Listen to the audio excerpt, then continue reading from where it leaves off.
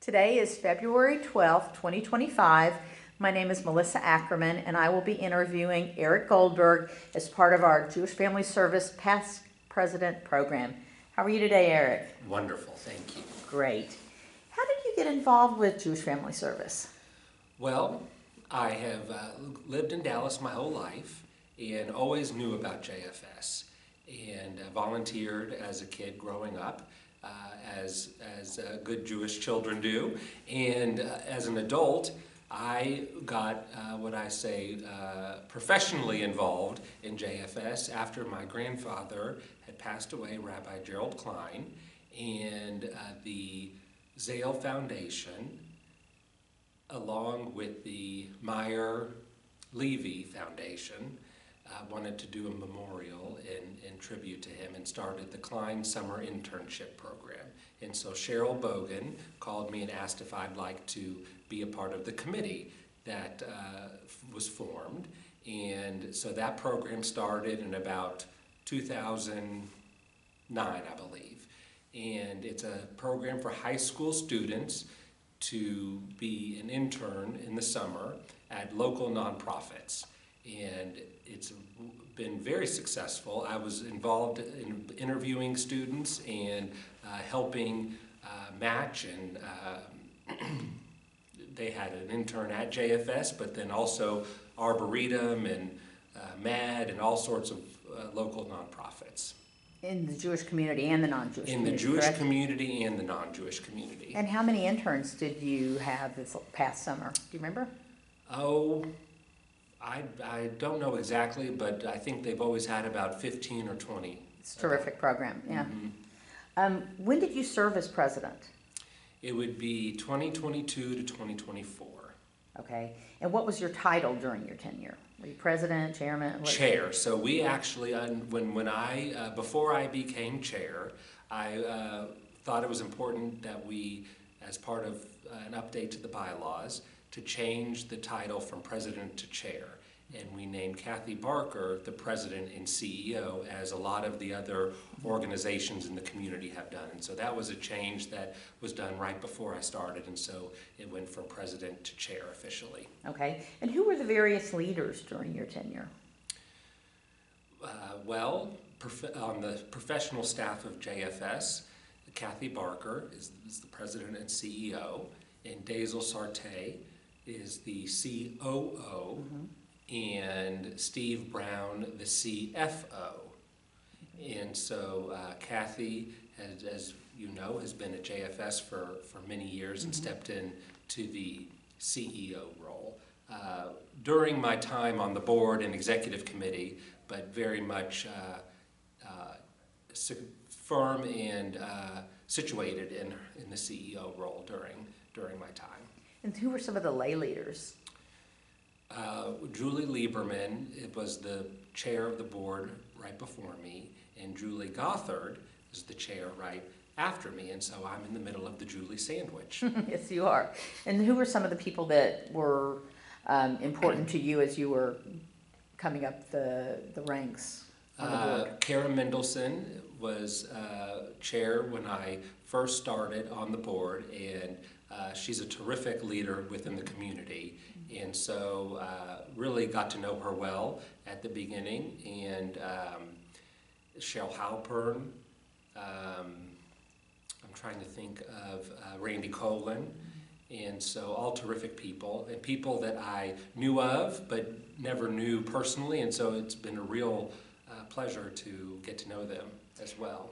How long were you on the board before you rose into the role of president? About 12 years. And so was on the regular board for a number of years, and then was on the executive committee for a few years as well. What were some of the committees or areas that you got involved in? I was on the resource development committee, so fundraising, and for many years at the beginning. It never really was off that committee until recently. And so a lot of that was strategy. I should also mention Leah Guskin, who is a professional staff and has been at JFS for a number of years. And most of the time that I've been there has been there, and I've seen her increase her responsibilities over the year, and she's done a fantastic job in over the fundraising and development department. And so I saw a shift of lay leaders planning the woman-to-woman luncheon. In the off year of that, there was a spring fundraiser of some kind, and so a good shift from lay leadership planning everything to the professional staff being in charge. And so that was strategic, and that happened over the years. That I think has been very good for the organization as things become more sophisticated and technology and donor databases and things like that. And so that has definitely matured over these last number of years. Were there partnerships between JFS and other Jewish community agencies while you were serving as president? Yeah, so one thing that I don't take credit for, but it happened during my term, is Kathy started the community breakfast for all the Jewish organizations and synagogues and temples, rabbis and staff from the congregations to come. Because I think what happened over the time, especially after Michael Fleischer retired, is he had so much institutional relationships over the years, and a lot of the Jewish community has changed a lot, and the connection from what I'll call the traditional Jewish community in Dallas and JFS wasn't as solid. And so it was good to formalize some of the relationships with different newer congregations and some in the Orthodox community, and to re-engage and reinvigorate and to remind the community of the Jewish services that JFS provides. While there's a whole host of services, some are specific only for the Jewish community, and then some are open to the entire Jewish community. Which services are specific to the Jewish community? Well, there's the kosher home delivered meals is one. The schools, so the counselors are placed in the Jewish day schools that are a lot of times employees of JFS, and they go out to the schools to provide the counseling support. And then also there's the Holocaust Survivor Program, which is really a special program. What does that do? It provides services to Holocaust survivors that are in the community that are now aging. And what I find so fascinating about that program is, in the last 5 years, there's a number of survivors that have been in the community, specifically from Russia, that came to Dallas in the late 80s and early 90s.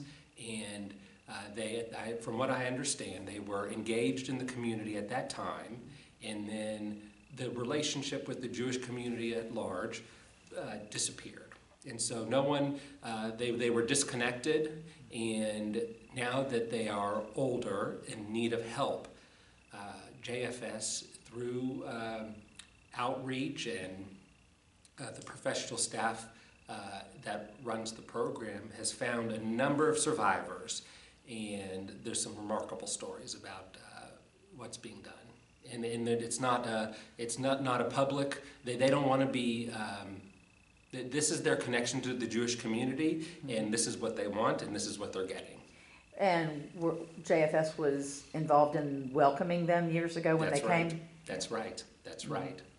I remember being at camps at the JCC and having campers in my tribe and units that were from Russia, and they didn't speak English very well, and so I have memories of that, and it's I'm smiling because it's a neat circle for me to be reconnected that way. There were signs here in Russia at the JCC in the locker rooms and everything many years ago. Were there also coalitions with organizations or government outside of the Jewish community? Yes, so a big change that's still in the process of happening now is we're opening a medical clinic with a physician. And that program is a federally qualified health center, FQHC.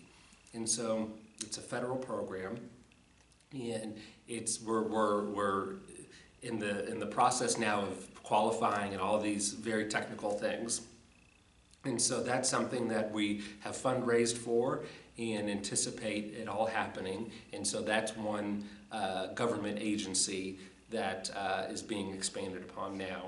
And is that for physical health? Physical health. So just like you have a primary care physician, we have a doctor that's employed by JFS, sort of. There's a legal thing that is corporate practice of medicine. And so, and she's terrific, Dr. Heather Esquivel. And it's a great medical clinic facility currently located at Greenville and LBJ. And in the new building, which I'm sure we'll talk about soon, there'll be a medical clinic there as well. So we keep the two, have two at that point? The plan is to have multiple medical clinic locations. And so does that serve the low-income population and just about It anyone serves that needs to anybody, get care? anybody and everybody. It serves low income, Medicare, Medicaid, also private pay insurance, and people that don't have any insurance. Okay. There's arrangements for that, and it's a top-notch facility. That was a big thing to take on. Big thing. It's been planned in the planning stages for many years, and advanced over the last couple of years. And the other government program that is important to know about, it's a state fund for victims of crime. And Any kind of crime? typically it's women in abusive relationships, and there is state money available that is distributed through JFS to help these people and victims. Oh, okay. I was not aware of that. Yeah, Okay. and the other thing that happened more so during COVID, more in 2020 to 2022, is JFS received ARPA money from this county and the city. JFS, since the services are already in place and programmed, it was a very convenient and a good opportunity for these fundings to flow through JFS, to be the administrator. And how were they funding. used? And What so kind they of were programs? used for food pantry distribution, and also rent assistance and utility assistance.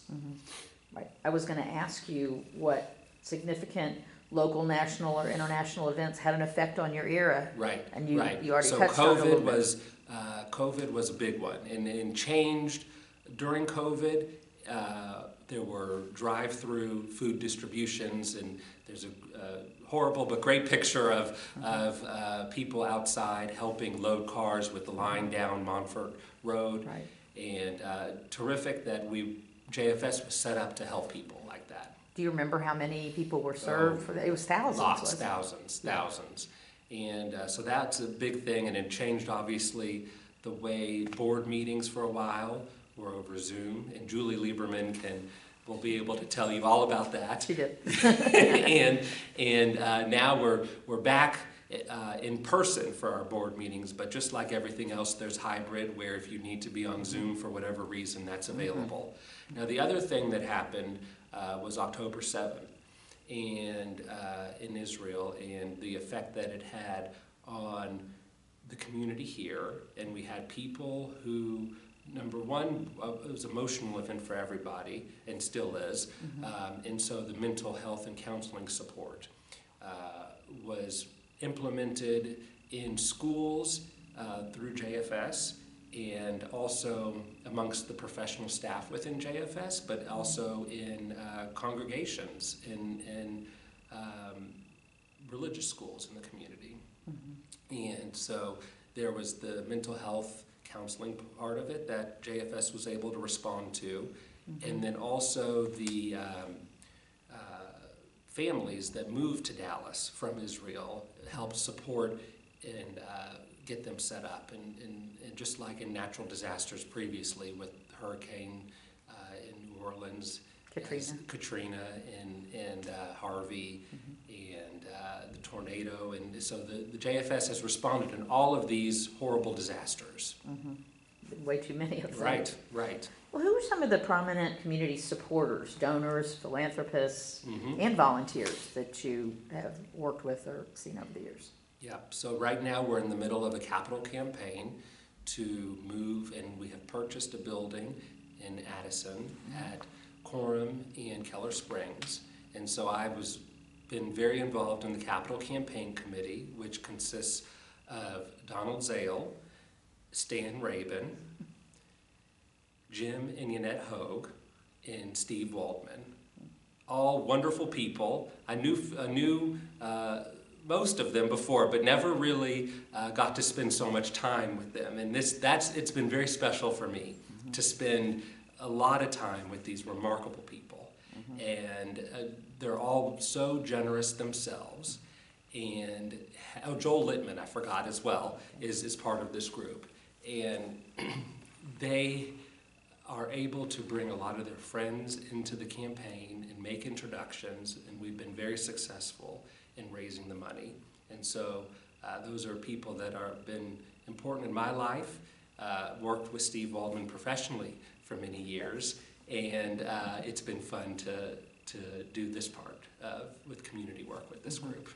How much is hoping to be raised for the capital campaign? The goal's $40 million, and at this time we're at $33 million. That's wonderful. Wonderful. And so new building, remodeling, and that's all in the works right now, and is going to be starting up the reconstruction in over the summer. What's the target move-in date? It will be next year, in early 2026. Okay. And then the plan is to sell the current location at Arapahoe and Montfort. Okay. What changes have you experienced in the Dallas Jewish community over the years?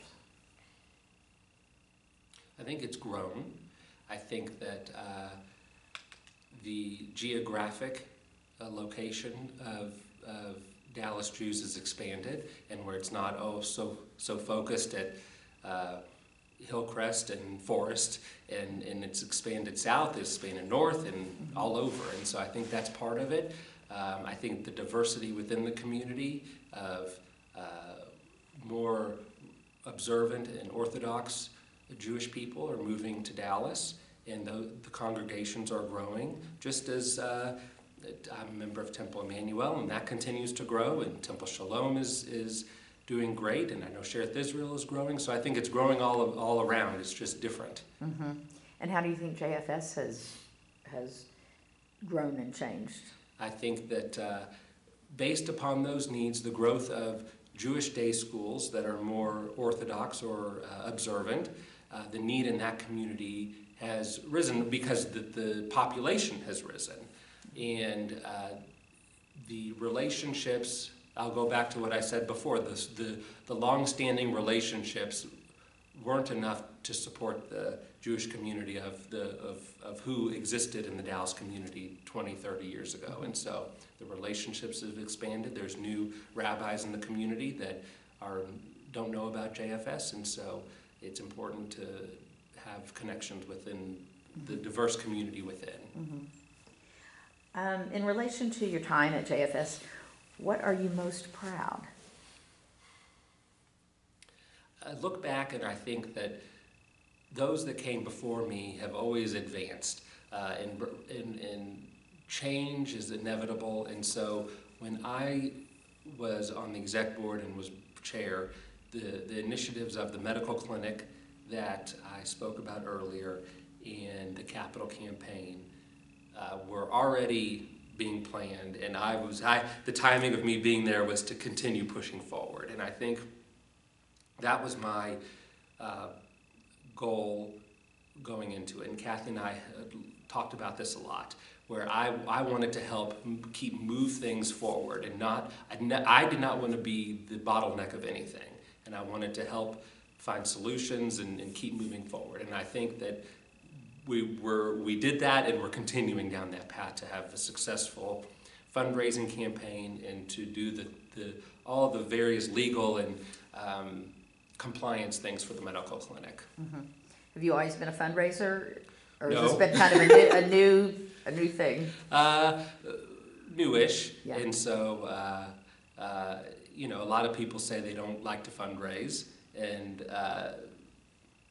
you're not really doing, all you're doing is visiting with people and telling them what JFS is doing and how they can help. And the community is so supportive and philanthropic, and people had been giving to JFS, and a lot of times people for years have given to JFS without truly understanding what JFS does. And I think that the education piece of it, and that's what's been fun to visit with various families, is to provide examples of success stories and update them on what JFS, maybe they knew what JFS did 30 years ago, but they don't know what JFS is doing today. Maybe nobody sat down and talked to them about That's it. right. That's right. Mm-hmm. Right. Are there any special experiences or stories that you'd like to share about your time at the agency? The only other I'd like to tell you about my other family connection with JFS is my grandmother on my father's side. My parents are Joyce and Alan Goldberg, and my father's mother, Alan Goldberg's mother, was Vi Kay, and she was the receptionist at JFS for 30 years. Okay. And when JFS was at the basement of the Federation, and so she worked there for many years, and I would always hear about her friends from JFS and things that were going on growing up. And so Sherry Portwood and Bunny Radman and all these names of people, and they were probably at my bar mitzvah, and these were her friends. And so she worked there a long time and knew Michael Fleischer well, and so that's just another special connection that I have with JFS. Mm-hmm. Is your family involved? Are your kids involved? We've brought them to do various mitzvah projects and more delivering Passover, Rosh Hashanah packages, things like that. Right. In the food pantry as well. Absolutely, I understand that. What is something about JFS that is not commonly known that you want the community to know about? It's a good question. I think that we talk internally a lot just about that's referred to as wraparound care.